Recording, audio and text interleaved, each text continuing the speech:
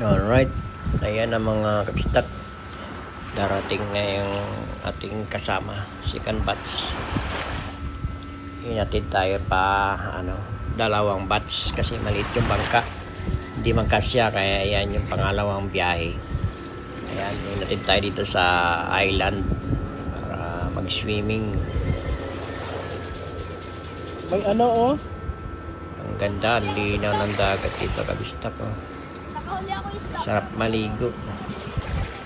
Ayan o, linaw. Ayan na sila. Alright. Nakaluto na kami. Nakaluto. May puspura ko sa bag. Oo.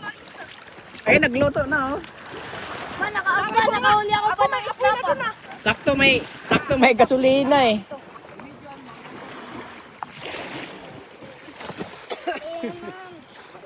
May dala rin kami puspuro. Nag-business ka lang ba to?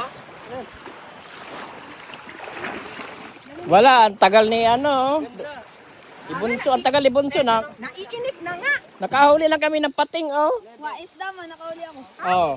Hawli na kami ng bading. Ito yung inabingbit ni tatay doon dati, di ah? Oo. Sinisigang masarap sigang.